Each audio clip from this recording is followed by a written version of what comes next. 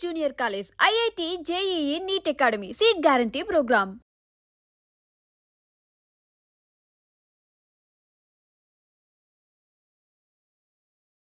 Sir Hyderabad పబ్లిక్కి traffic sense ఉందని అనుకోవచ్చా లేదనుకోవచ్చు. ఎందుకంటే రికార్డ్ చూస్తుంటే ఎక్కువ ట్రాఫిక్ వైలేటర్స్ అందరూ కూడా బాగా ఎడ్యుకేటెడ్ కనిపిస్తున్నారు. చిన్న చిన్న రిక్షా పుల్లర్స్ అందరూ కూడా ట్రాఫిక్ నిబంధనలు పాటిస్తున్నారు. టోటల్గా మనం దేశవ్యాప్తంగా రికార్డ్ తీసుకుంటే మర్డర్ వల్ల చనిపోయే సంఖ్య వందల్లో ఉంటే రోడ్డు ప్రమాదాల చనిపోయిన సంఖ్య లక్షల్లో ఉంది. ఇంకా ఇంజ్యూర్డ్ పర్సన్ అయితే దానికి డబుల్ ఉంటుందండి. దీనికి సొల్యూషన్ కావాలంటే కేవలం పోలీసులే కాకుండా పబ్లిక్ వైపు నుంచి మీకు ఎలాంటి సపోర్ట్ కావాలి?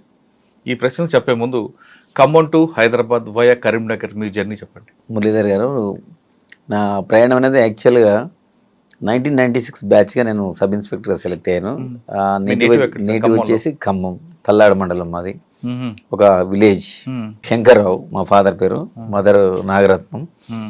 నేను బేసికల్గా అగ్రికల్చర్ ఫ్యామిలీ, వ్యవసాయం ఉన్నది మాకు. ఒక మా ఊర్లో మంచి ఏరియా కదా సార్, అది చాలా బాగుంటుంది. చాలా బాగుంటుంది అగ్రికల్చర్ గా. మా విలేజ్ లో పర్టికులర్ కాటన్ మిర్చి బాగా వేస్తారు.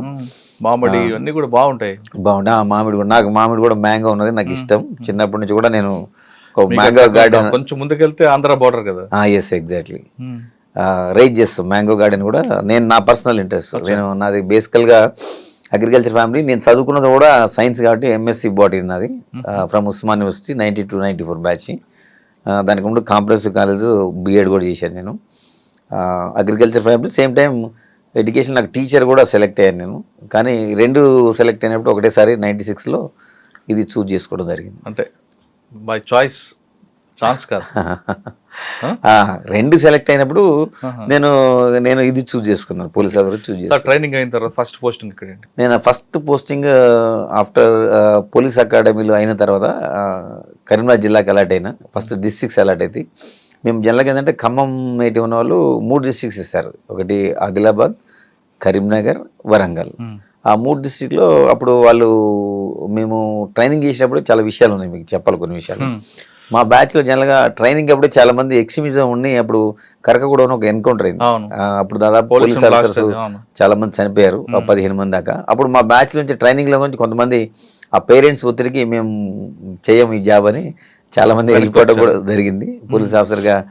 అంటే ఆ విధంగా టెన్షన్, ఆందోళన ఉండే.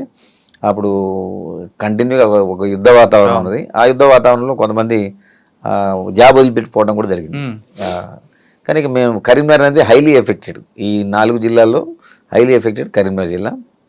ఫస్ట్ పోస్టింగ్ నాది సిరిసిల్ల అని, అక్కడ ప్రొఫెషనల్గా పోయినా నేను. ప్రొఫెషనల్ పీరియడ్ ఉంటుంది మాది. ఆ సిరిసిల్ల అయిపోయిన తర్వాత నెక్స్ట్ నాకు పోస్టింగ్, ఫస్ట్ పోస్టింగ్ కాల్వ శ్రీరాంపూర్ అని పెద్దపల్లి దగ్గర ఉంటుంది. అది సిరిసిల్లాకి వెళ్ళే ముందు మీరు చెప్తున్నట్లుగా ఆ టైంలో బాగా పీక్ మూమెంట్ ఉంటుంది. దానికి ఏ రోజు తినదిన గండం దీర్ఘాశ్మన టైప్లో ఉండేది. అప్పుడు పోలీస్ పరిస్థితి ఎలాగ ఉండేది, మావోయిస్ట్ పరిస్థితి ఎలాగ ఉండేది. మరి మీ పేరెంట్స్ ఎవరు ఒప్పుకోలేదా? ఒప్పుకున్నారా? మా పేరెంట్స్ అంటే వాళ్ళకి ఎవరికి అంటే హాయిగా ఊర్లో వ్యవసాయం చేసుకోకుండా ఎందుకు ఉద్యోగం, టీచర్ రోజు మొదలుపెట్టి పోలీసు, అందులో పర్టికులర్ కరీంనగర్ ఎందుకు అనే వాళ్ళు అబ్జెక్షన్ చెప్పలేదు? చెప్పారు కానీ నాకు ఆ టైంలో చేయాలని ఉన్నది, ఇంట్రెస్ట్ కాబట్టి వాళ్ళని కన్విన్స్ చేయడం జరిగింది. అంటే పోలీసులు చూసి నేర్చుకున్నారా, లేదంటే ఎవరైనా పోలీస్ మీకు రోల్ మోడల్గా ఉన్నారా? అంటే మనం సాధారణంగా మనం చూస్తుంటాం. అంటే నెక్స్ట్ ఒకటి ఫస్ట్ మిలిటరీ, నెక్స్ట్ పోలీస్. అంటే సొసైటీకి మనం ఏదైనా సర్వీస్ చేయదలుచుకుంటే నిజంగా అప్పటికప్పుడు ఇమీడియట్ రిజల్ట్స్ వచ్చేది పోలీస్. అంటే నేను నమ్ముతా. ఎందుకంటే మనం ఎవరికైనా సహాయం చేయాలంటే, పూర్ పీపుల్కి కానీ సొసైటీలో సర్వ్ చేయాలంటే మనకి పోలీస్ డిపార్ట్మెంట్ డైరెక్ట్గా అందరికీ విజిబుల్ ఉంటుంది. మిగతా డిపార్ట్మెంట్ అది మనం it will take lot of time. కానీ మనం పోలీసులో ఏంటంటే ఎవరికైనా హెల్ప్ చేయదలుచుకుంటే మనం రియల్ ఎవరైతే విక్టిమ్స్ ఉన్నారో వాళ్ళకి ఇమీడియట్గా మనం జస్టిస్ చేసే అవకాశం పోలీసులో ఉంటుంది. నేను నమ్ముతున్నా ఎగ్జాక్ట్లీ అది జరుగుతుంది కూడా. It's real. అందుకు పోలీసులు మీరు రైట్ సార్. సిరిసిల్ల మీకు ఏమో దొరికిందండి ఫస్ట్ ఛాలెంజ్ మీకు? సిరిసిల్ల అంటే ప్రొబేషన్ పీరియడ్. మేము అక్కడ బొంగులో జనశక్తి మూవ్మెంట్ బాగుంటుంది. అక్కడ మావోయిస్ట్ 2 మిక్స్ ఉంటాయి అక్కడ. ఒకటి బొంగులోనే నాకు ఒకటి సిరిసిల్లలో ఒకటి ఆ లోకల్లో వచ్చి ఒక అతను అడ్వకేట్ ఉంటాడు. ఆయన వచ్చి ఒక జనశక్తి మిలిటెంట్ వచ్చి లోకల్లో ఫైర్ చేసిపోయాడు. చేతిపోతే అతను హాస్పిటల్ షిఫ్ట్ చేసేది, చనిపోవడం జరిగింది. అంటే మేము కూడా మూవ్మెంట్ ఏంటంటే అప్పుడు మేము వెపన్ కంపల్సరీ క్యారీ చేయాల్సిందే. తర్వాత మేము ఎప్పుడు కూడా 24 hours అలర్ట్గా ఉండాలి. ఈవెన్ దో మనం బయట రోడ్డు మీద వెళ్ళేటప్పుడు కూడా మనం అందరిని కూడా అబ్జర్వేషన్ ప్రాపర్గా ఉండాలి. ఆ ఎక్స్ట్రీమిజం ఉన్నప్పుడు నేను ఏదో రొటీన్గా ఉంటా అంటే అప్పుడున్న ఆ పరిస్థితులు లేవు. నేను బయటికి వెళ్ళాలన్నా మళ్ళీ పోయి పోలీస్ స్టేషన్లో పోవాలన్నా కానీ చాలా జాగ్రత్తగా పరిసరాలని మనం అబ్జర్వేషన్ ఉండాలి. ఎగ్జాక్ట్లీ. అప్పుడు రోజుల్లో మనం యూనిఫామ్ వేస్తాం కొన్ని కేసెస్లో, వేసినప్పుడు మనం ప్రాపర్గా ఫోర్స్ పెట్టుకొని పోవాలి. మనం కూడా ట్రావెలింగ్ అనేది ఏదైనా విలేజ్కి పోవాలంటే మనం ఆర్టీసీ బస్ ని మనం ఎంచుకునేది. మేము జీబులో కానీ పోలీస్ వెహికల్ కానీ వాడాలి. ఎక్స్పోజ్ కాకూడదు కదా. ఎక్స్పోజ్ కావడం అంటే ఎక్స్పోజ్ మీన్స్ మన మూమెంట్ ఉన్నప్పుడు మిలిటెంట్లు వాళ్ళంతా టార్గెట్ పెట్టుకొని కూర్చుంటారు. మన మూమెంట్ ముందు ఎవరికి చెప్పొద్దు. సార్ మీరు సిరిసిల్ల ఉన్నట్టు పర్సన్ టైంలో అక్కడ గంభీరపేట అక్కడ బాగా ఎఫెక్టెడ్ ఉంటుంది. సార్ మాచారెడ్డి ఈ ప్రాంతంలో ఇబ్బందులు వచ్చాయి ఎప్పుడైనా? ఉంటాయి, తప్పకుండా ఉంటాయి. మీరు అన్నట్టు గంభీరావుపేట, అక్కడ ముస్తాబాద్, ఎల్లారెడ్డిపేట, దాని తర్వాత నెక్స్ట్ మనం మాచారెడ్డి బోర్డర్, నిజామాబాద్ జిల్లా బోర్డర్, ఆ ఫారెస్ట్ ఏరియాలో కంటిన్యూగా మూమెంట్ ఉంటే జనశక్తి ఉంటుండే వాళ్ళు ఎక్స్ట్రాక్షన్ చేస్తుండే ప్రజల నుంచి పైసలు. ఎవరైతే ఉన్నారో కాంట్రాక్టర్స్ కానీ వాళ్ళు కానీ వీళ్ళు కానీ కొంచెం అది లంపెన్ గ్యాంగ్ ఉంటుండే, ఇది జనశక్తి, ఆ రణధీర్ అని అప్పుడు ఉంటుండే ఆ ఏరియాలో. అప్పుడు మేము చాలా మటుకి అవి మనం అంటే అప్పుడు మా ఎస్పీ ఫస్ట్ నేను పోయినప్పుడు ఉమేష్ చంద్ర గారు ఉన్నారు కరీంనగర్. అప్పుడు ఉమేష్ చంద్ర గారు ఉన్నారు. సార్ ఆయన దగ్గర ఏం నేర్చుకున్నారండి? ఆఫీసర్ కదా. అవును, చాలా సిన్సియర్. చాలా అప్పుడు అంటే ప్రజలు ఎవరైతే పొలిటీషియన్స్ కానీ ఎవరు కానీ అప్పుడు సాధారణంగా వాళ్ళు పాపం వాళ్ళ కాన్సెన్స్కి పోయే పరిస్థితి, ప్రజలను కలుసుకోవాలన్నా కానీ చాలా కష్టం ఉండే. పోలీస్ పర్మిషన్ తోటే పోదు. పోలీస్ పర్మిషన్ అంటే ఆ విధంగా కాదు, ఆ పోలీసుని అడిగి ఆ ఏరియాలో మూవ్మెంట్ ఉందా లేదా, పోలీసులు అప్పుడు వాళ్ళకి సలహా ఇస్తే ఆ సలహా ప్రకారం వాళ్ళు ఆ గ్రామానికి పోవడం, అది కూడా వెరీ రేర్గా పోయేది గ్రామానికి.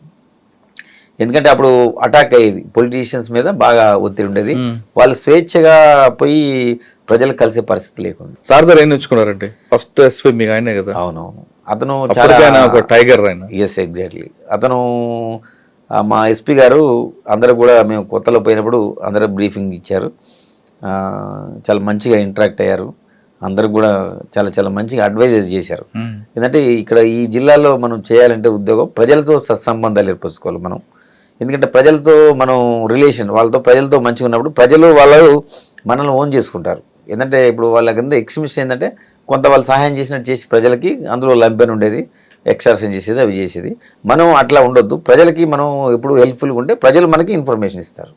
ప్రజలతో మమేకం కావాలి, ప్రజలకు మనం సహాయం చేయాలి. ఏదైతే మన డ్యూటీ ఉన్నాయో విధులు ఉన్నాయో ఎవరిని కూడా ప్రజల్ని ఇబ్బంది పెట్టకుండా చేస్తే మనం ఆటోమేటిక్గా మనం ఆ ఎక్స్ట్రీమిజంని ఎరాడికేట్ చేసే అవకాశం ఉంటుందని మాకు సలహా ఇవ్వడం జరిగింది ఉమేష్ చంద్ర గారు. సార్ సిరిసిల్ల నుండి సిరిసిల్ల మీకు ఎవరు సీఏ ఎవరండి అప్పుడు? సిరిసిల్ల అప్పుడు నాకు ఫస్ట్ నేను రామయ్య గారు అని ఉంటుండే, తర్వాత నాగేశ్వరరావు అని ఉంటుండే, ఇద్దరు ఉంటుండే. అప్పుడు వేములవాడ సిరిసిల్ల ఒక సబ్ డివిజన్ అది. వాళ్ళిద్దరు కూడా ప్రజెంట్ లేరు, రిటైర్ అయిపోయారు. సిరిసిల్ల తర్వాత అండి? సిరిసిల్ల తర్వాత నేను కాల్వ శ్రీరాంపూర్ అని పెద్దపల్లి దగ్గర first, it is my first posting. Nalin Prabhat గారు ఎస్పీగా ఉన్నారు, నేను అక్కడ ఫస్ట్ పోస్ట్. అక్కడ ఏం ఛాలెంజ్ వచ్చిందంటే మీకు? అక్కడ మెయిన్ ఏంటంటే మనకి ఎక్స్ట్రీమిజం బాగా హైలీ ఎఫెక్టెడ్. సికాసా మూవ్మెంట్ ఉంది కదా? ఉన్నది. సింగరేణికి సంబంధించింది, ఎందుకంటే అది బార్డర్ పెద్దపల్లి కాబట్టి మనకి అవన్నీ మంతని, కాటారం, ఆ ఫారెస్ట్ రూట్స్ అంతా దాని కింద ఉండేది కదా. ఎగ్జాక్ట్లీ. మనకి అంత సింగరేణి అంతా బొగ్గలు అందులో పనిచేసేవాళ్ళు. తర్వాత మేమేంటంటే మా ఎస్పీ గారు అప్పుడు నలిన్ ప్రభాత్ సార్ అని ఆయన కూడా ఏంటంటే మెడికల్ క్యాంప్స్ కండక్ట్ చేసేది.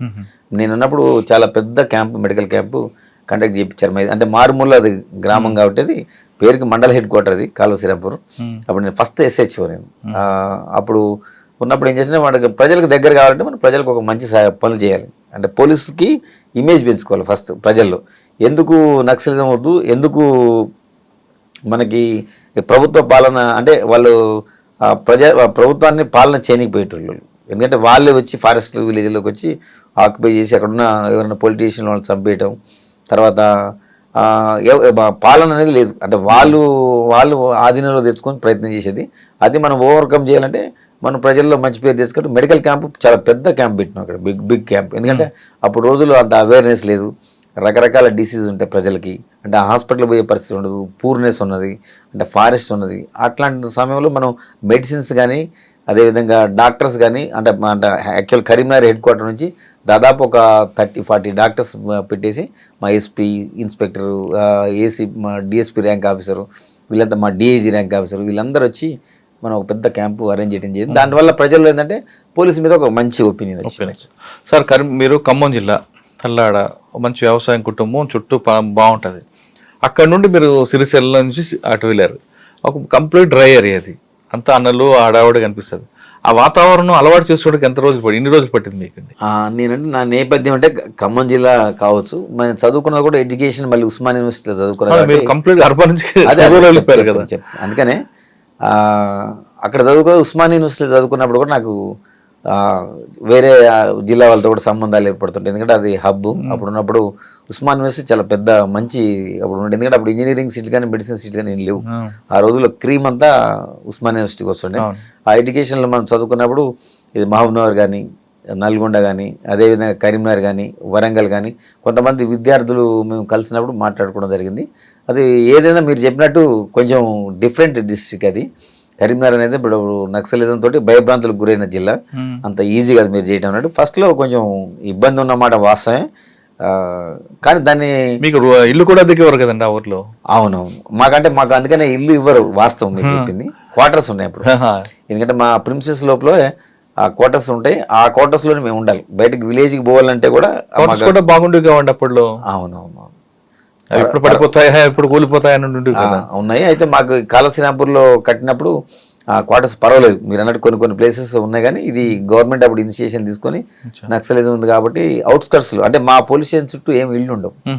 ఎందుకంటే అది అట్లా మాకు ఐడియాలు ఉంటేనే మాకు సెంట్రీలు ఉంటుండే, హైట్లో పెట్టుకుంటుండే పోలీస్ స్టేషన్. ఎందుకంటే పోలీస్ స్టేషన్ అటాక్స్ చేస్తుండే అప్పుడు రోజుల్లో వాళ్ళు. కాబట్టి అటు యుద్ధం అప్పుడు పోలీస్ స్టేషన్ అన్నది సెక్యూరిటీ ప్రాబ్లం అని జనాల మధ్యన పెట్టేవారు కదండి. అవుట్స్కట్ లో ఈజీగా కొట్టడానికి లేదు. ఇది కొన్ని పాయింట్ ఆఫ్ యుద్ధ తంత్రంలో మనకి విజిబిలిటీ ఉంటుంది అనమాట.